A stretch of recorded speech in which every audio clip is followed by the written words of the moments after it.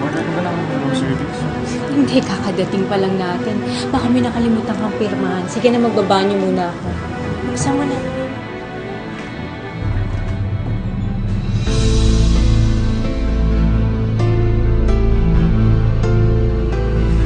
Ano, may nakalimutan ka ba?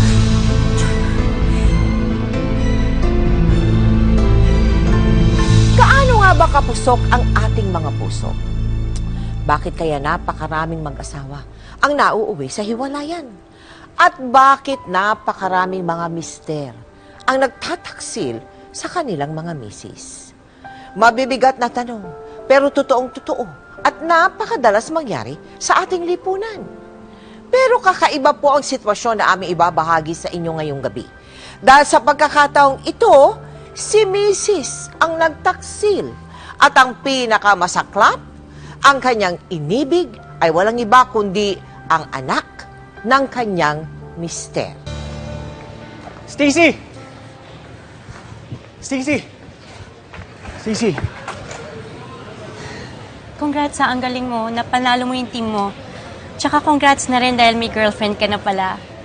Ang ganda niya ha, at ang sexy. Bagay kayong dalawa. Bakit? Selos ka ba? Ikaw naman yung nagtaboy sa akin, ah.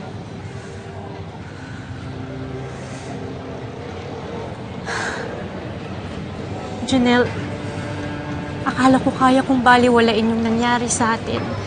Akala ko kaya kitang burahin sa isip ko. Akala ko kaya kitang tanggalin sa puso ko. Pero hindi eh. Hindi ko magawa.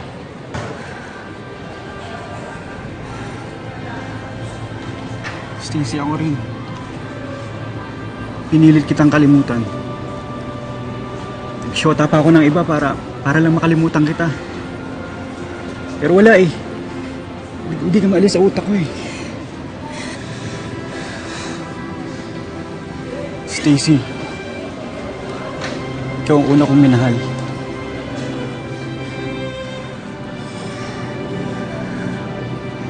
Stacy, ikaw pa rin ang mahal ko. Janelle, pinilit kong lumayo sa'yo. Ginawa ko ang lahat para lang kalimutan kita. Inuusig ako ng konsensya ko, pero hindi ko mapigilan. Mahal kita.